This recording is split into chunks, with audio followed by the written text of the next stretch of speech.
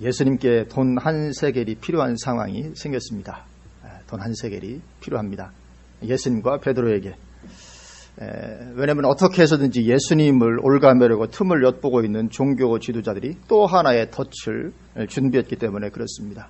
어찌든지 바리새인들과 서기관들, 종교 지도자들은 예수님을 올가매기 위해서 이런 시험거리 저런 시험거리 계속 가지고 오죠.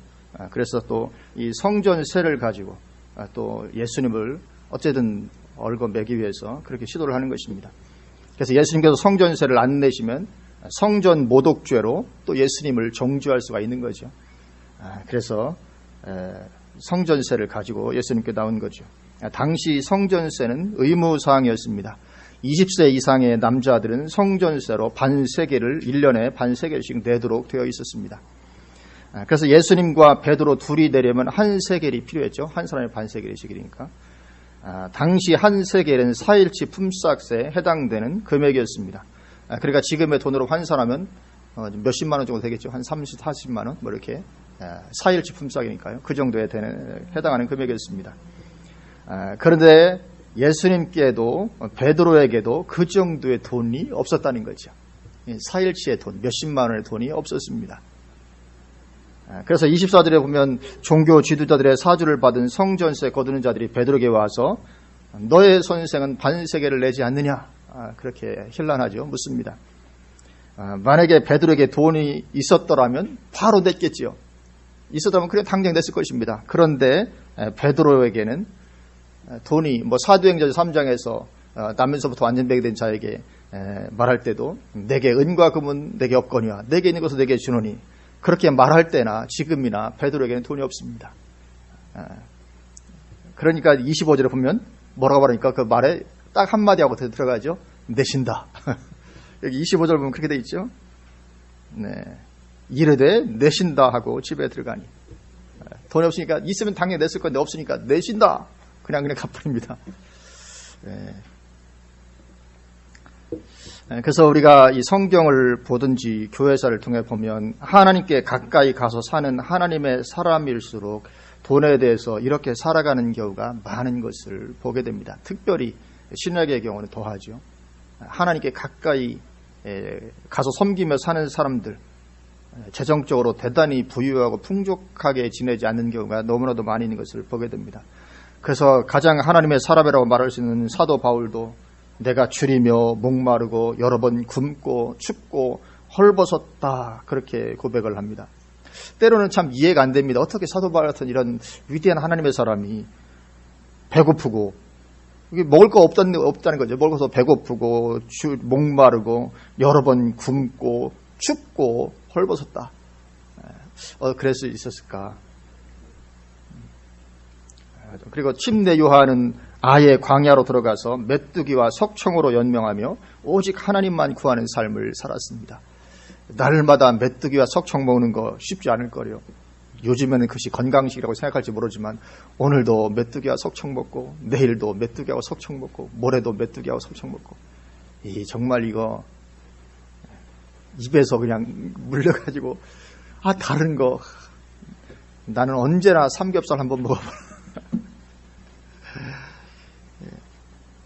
그런 삶을 살았습니다. 그런데 이러한 삶에는 놀라운 하나님의 능력을 경험함이 따라오게 된다는 거죠.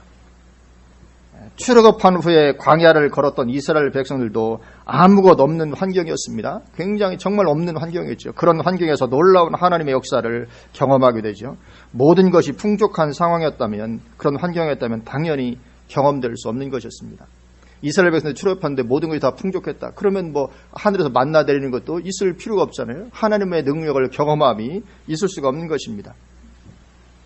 물론 그렇게 하나님의 엄청난 능력을 경험한다고 해서 풍성한 그런 부가 부어지는 경험을 하는 것은 아닙니다.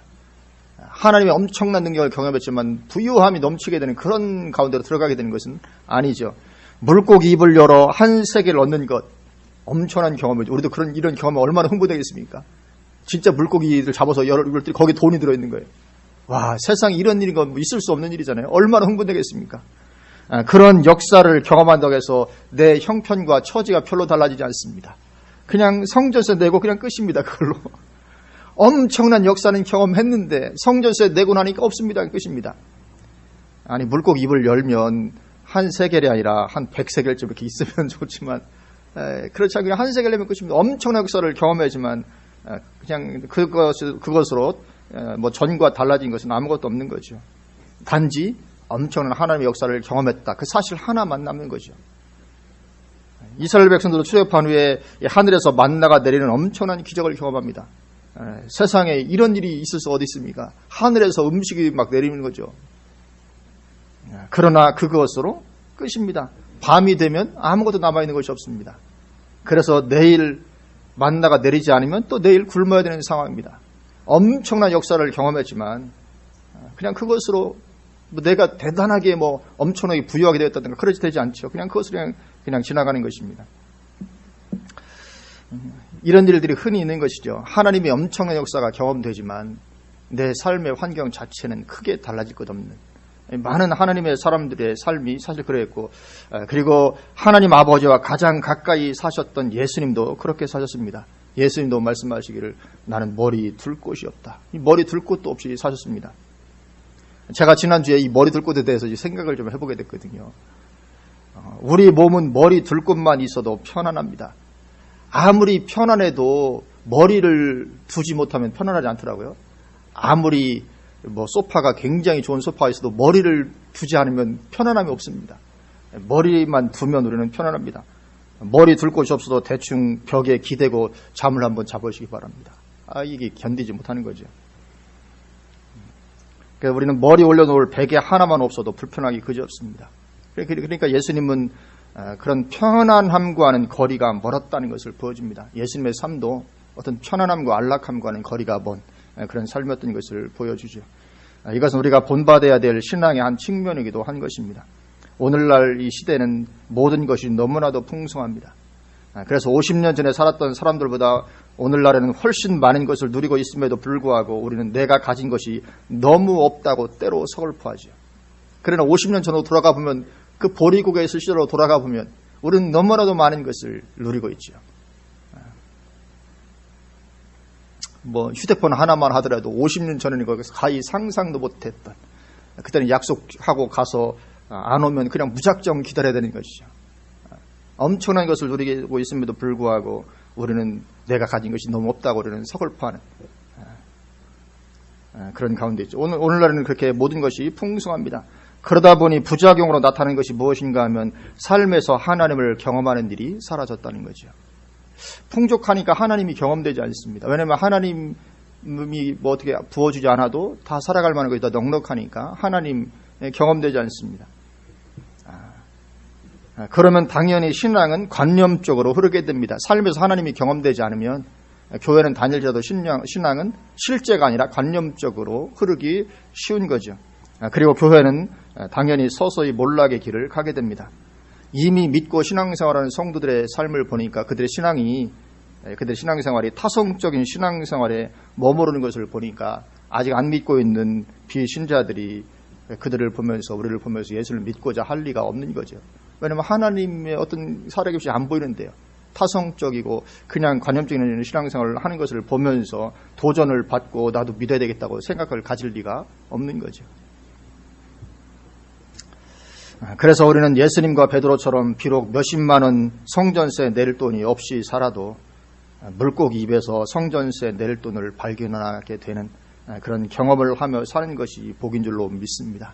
우리 삶에서 정말 하나님이 많이 경험되어야 될 줄로 믿습니다. 하나님이 정말 살아계시는 하나님이시구나. 하나님 지금도 역사하신 하나님이시구나.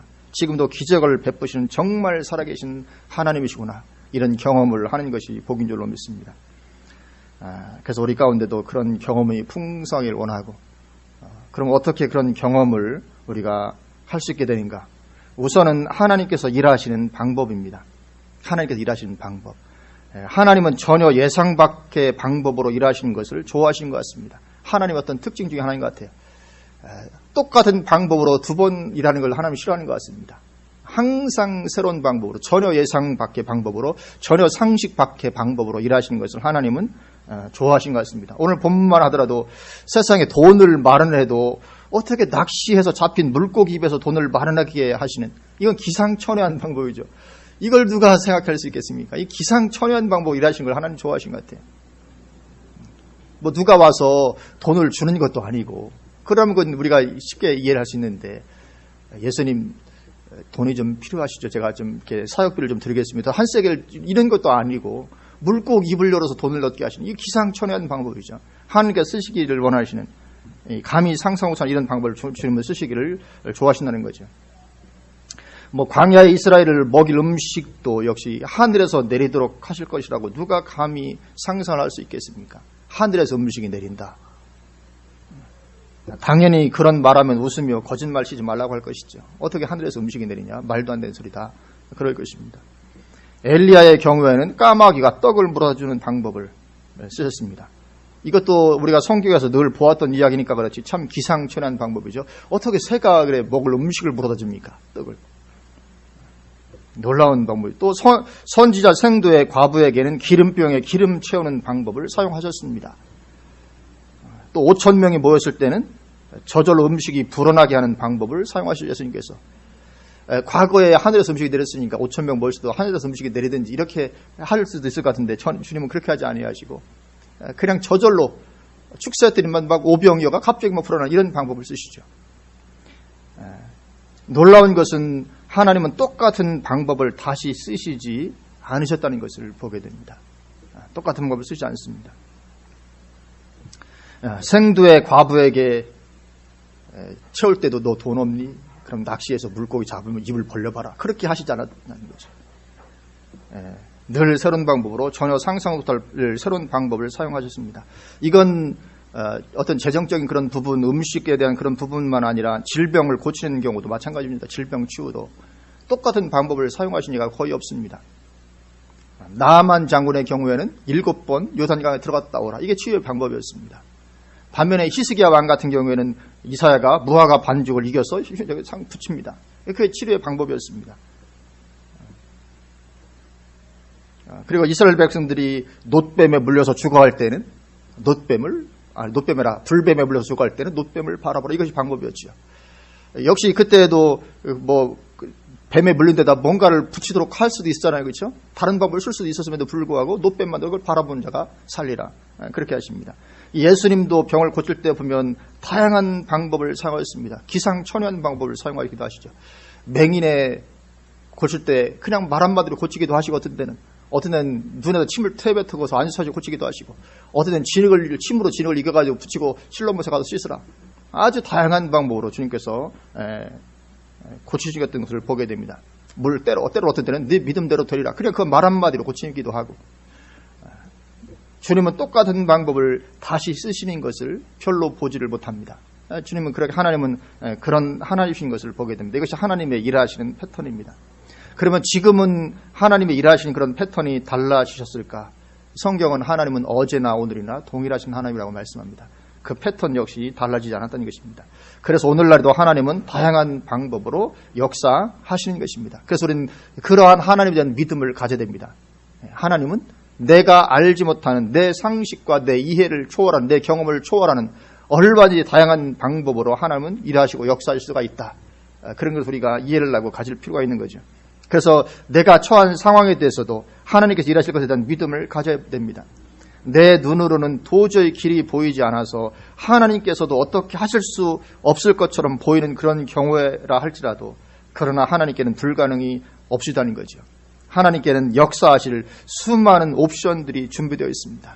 지금 옵션 아시잖아요. 그렇죠? 자동차를 살 때도 여러 다양한 옵션들이 있듯이 하나님께서도 우리 삶에 일하실 여러 옵션들이 준비되어 있습니다. 물고기 입속에서 돈을 얻게 하실 정도면 못하실 상황이 어디 있겠습니까? 이건 주님께서 물고기를 잡아 올리라 말할 때 아마 상상을 해보면 즉시 천사가 달려가서 물고기 입을 벌리고 더 돈을 집어넣고 그리고 베드로가 낚시를 던질 때 거기다 그 물고기를 딱 꿰고 그냥 올리게 하는. 사실 이런 기적은 다 천사들이 활동하는 결과죠. 그런 정도라면 하나님께서 못하실 상황이라는 것은 없는 것입니다. 하나님의 능력에는 제한이 없으시고 하나님의 방법에도 제한이 없고 하나님의 지혜에도 제한이 없으신 것입니다.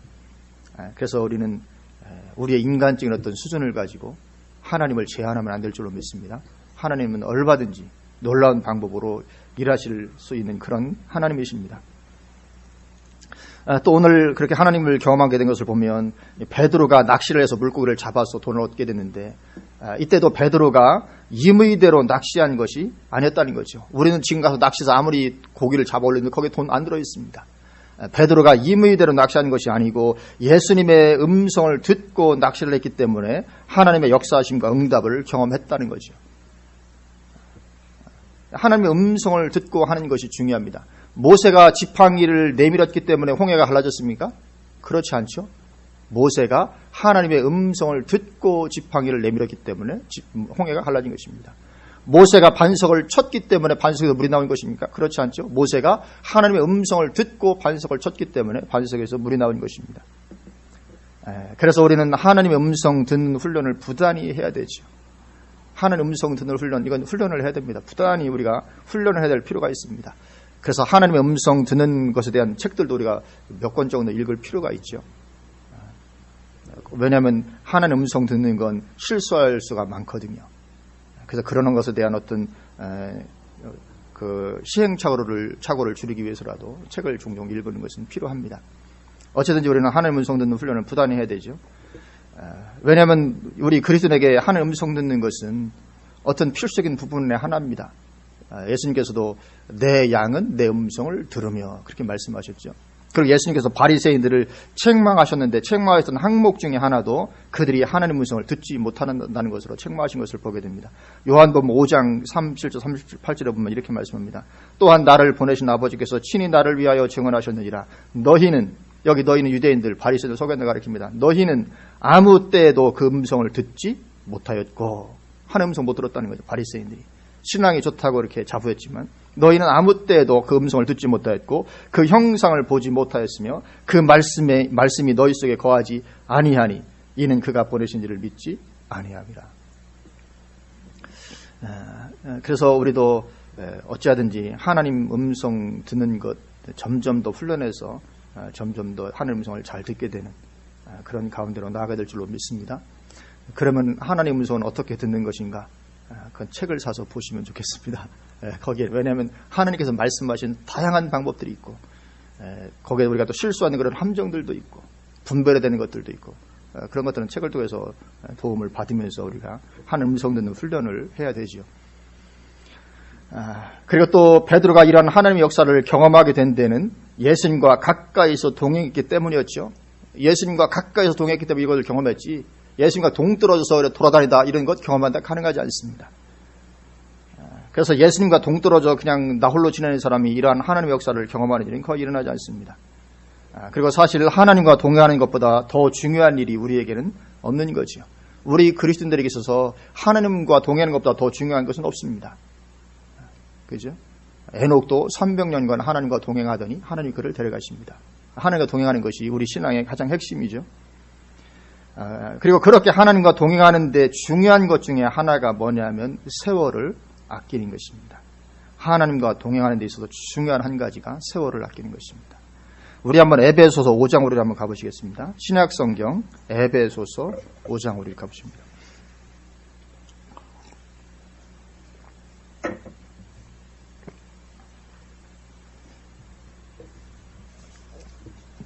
(5장) 15절부터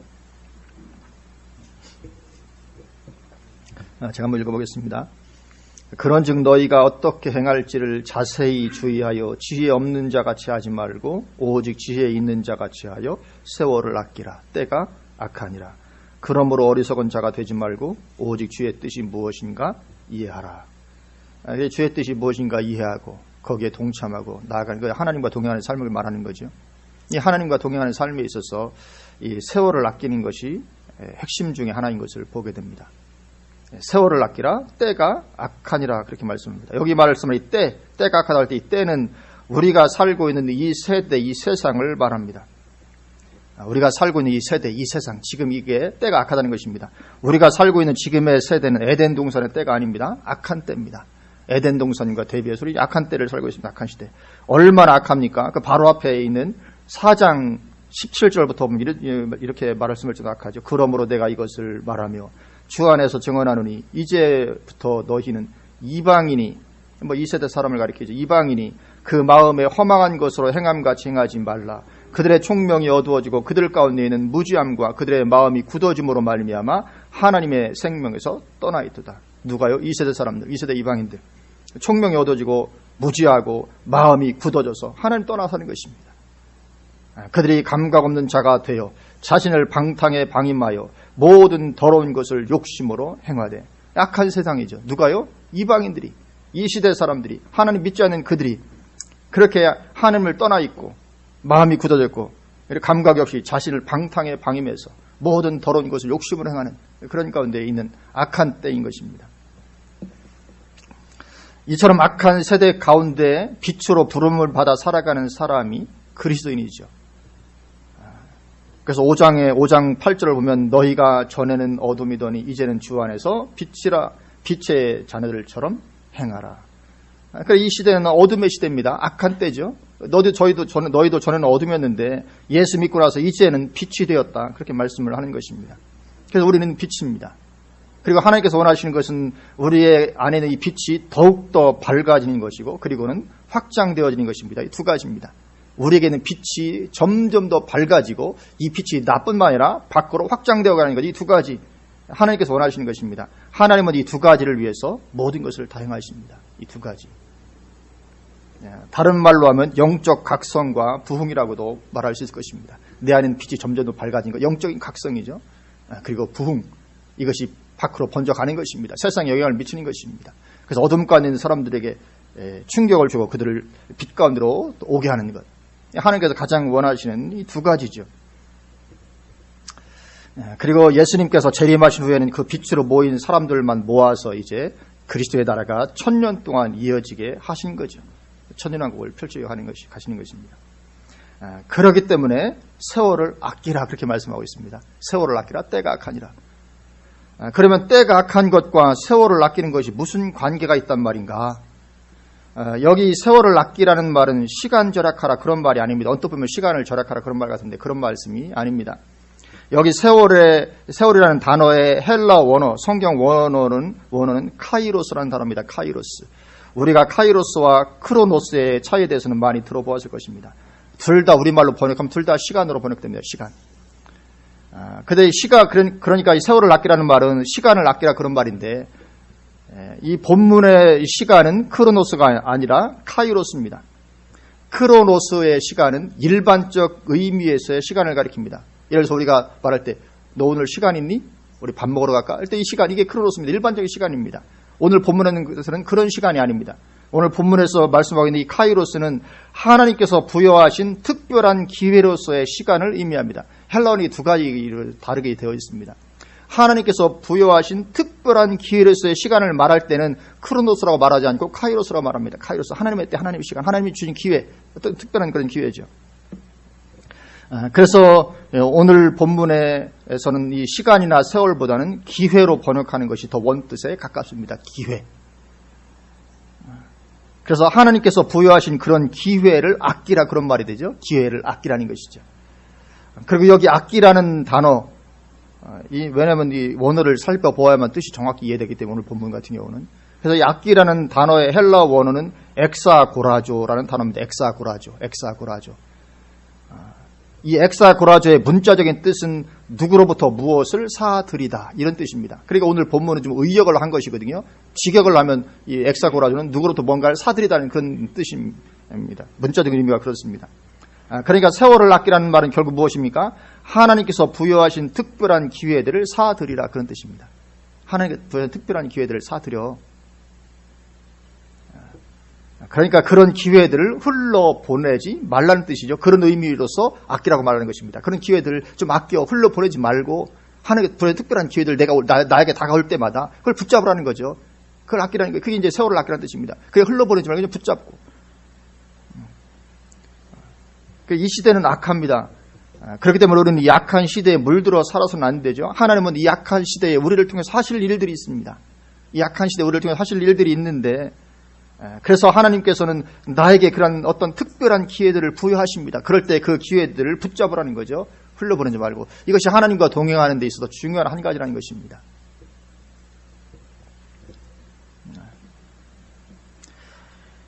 오늘 본문에서 베드로처럼 하나님을 경험하기 위해서는 우리가 하나님과 동행해야 하는데, 그런 동행하는 가운데 있을 때 더 우리는 하나님을 경험하게 되는데, 그렇게 하나님과 동행하는 데 중요한 한 가지가 이처럼 세월을 아끼는 것입니다. 하나님께서 나에게 어떤 기회들을 부여하실 때 그것을 붙잡는 거죠. 물론 그러기 위해서 영적인 민감성이 우리에게 필요합니다. 영적인 민감성을 가지고, 그리고는 이제 하나님을 섬기고 하나님의 일을 이루어가는 일에 나를 부르시는 것을 발견하고 그 기회들을 붙잡는 것입니다. 물론 이 기회는 큰 것만 말씀하지 않습니다. 크든 작든지 간에 큰 어떤 하나님께서 나를 선교사로 부를 때 그런 그 기회를 놓치지 마 붙잡아, 꼭 그런 말이 아닙니다. 큰 거 말고 작은 거, 교회 작은 거 하나, 어디에서 어떤 작은 거 하나라도 하나님께서 우리에게 기회를 주시는 거죠. 그리고 주님은 그것을 보십니다. 그래서 하나님은 작은 일에 충성된 자라야 큰 일도 맡긴다고 말씀하죠. 작은 일에 충성되는 것이 얼마나 중요한 것인지 모릅니다. 어떤 사람은 내가 선교사가 되고 한 이런 큰 것은 이제 붙잡는데 작은 거 섬기는 건 완전히 소홀히 하는 경우, 절대로 하나님께 쓰임받지 못합니다.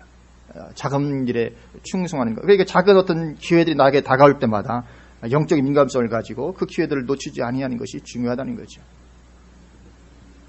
그리고 내가 지금은 그것이 작은 것이라고 보았는데 나중에 보니까 그게 결코 작은 것이 아니었다는 것을 나중에 발견하게 되죠. 사실은 작은 것 때문에 작은 여우가 포도를 헌다는 말씀처럼 이 작은 것인 줄 알았는데 사실은 작은 것이 아닌 경우가 굉장히 많이 있습니다. 사실은 그 작은 것들 때문에 우리 인생이 결정이 되고 좌우가 됩니다. 큰 것보다는. 큰 거는 어쩌면 더 실수하지 않을 가능성이 있지만 작은 것으로 보이는 것들, 우리가 소홀히 하는 것 때문에 큰 화를 당하게 되는, 그래서 작은 여우가 포도원을 헌다고 말씀하는 거죠. 그래서 그런 기회들이 나에게 다가옵니다. 그리고 그러한 기회들은 내가 붙잡지 않으면 나를 기다려주지 않습니다. 그냥 흘러가 버리고 맙니다. 기다려주면 좋을 텐데 기다려주지 않습니다. 기회는 그냥 왔다가 내가 붙잡지 않으면 그냥 흘러가 버립니다. 그래서 오늘 본문에서도 세월을 아끼라고 말씀하는 거예요. 세월을 아끼라고. 그리고 그것이 바로 지혜롭게 사는 사람인 것입니다. 누가 지혜로운 것입니까? 세월을 아끼는 게 지혜로운 것이라고. 그래서 세월을 아끼라는 16절의 앞절과 뒷절에서 지혜를 말씀하고 있죠. 그 앞절 보면 15절, 그러니 너희가 어떻게 행할지를 자세히 주의하여. 그러니까 자세히 주의하는 게 필요합니다. 자세히 주의해서 보아야 이게 보이거든요. 기회가. 하나님께 나에게 주는 기회가. 자세히 주의하여 지혜 없는 자같이 하지 말고 오직 지혜 있는 자같이 하여 세월을 아끼라. 이 지혜가 없으면 안 된다는 거예요. 지혜. 자세히 주의하여 보고 이렇게 행하는 지혜인들가 되라. 이 세월, 그러니까 나에게 주는 이 세월 기회를 자꾸만 흘려보내는 사람들이 있습니다. 왜 그렇습니까? 이 지혜가 없는 사람인 것이죠. 그리고 17절도 말씀하여 그러므로 어리석은 자가 되지 말고, 누가 어리석은 자입니까? 이 세월을 흘려보내는 사람, 어리석은 자가 되지 말고 오직 주의 뜻이 무엇인가 이해하라. 말하면 그 기회들, 거기에 있는 하나님 뜻들이 다 있는 것입니다. 그리고 그거 기회를 붙잡고, 사실 그 기회라는 것은 하나님의 뜻입니다. 그죠? 하나님이 나를 통해서 뭔가 하실 기회를 주신다는 것, 그게 바로 하나님의 뜻이거든요. 그 뜻을 이해하고 거기에 동참하는 것, 그것이 하나님과 동행하는 것의 핵심입니다. 그것이 세월을 아끼는 것입니다. 우리가 하나님과 동행하기 위해서는 하나님께서 그렇게 나에게 행하신 것을 자세히 주의하여 보고 그걸 붙잡고 그 가운데로 들어가는 것이죠. 그렇게 해야 우리가 하나님과 동행하는 삶을 살게 됩니다. 그래서 우리는 어찌하든지 주님과 동행하는 삶이 되기 위해서 이렇게 애쓰는 가운데 오늘 본문에서 보여주는 것처럼 내 삶에서도 놀랍게 역사하실 하나님을 기대하며 물고기 입에서 동전 얻게 하신 것 같은 엄청난 일들, 정말 전혀 예상 밖의 일들을 행하실 하나님을 기대하면서, 그래서 오늘 본문과 같은 이런 경험도 하나님께서 내 삶에 놀랍게 내 상상을 초월하는 일을 행하신 것들을 경험하고 이런 하나님의 응답을 누리는 삶이 풍성해지게 되시기를 주님의 이름으로 축원을 드립니다. 아멘. 기도하시겠습니다.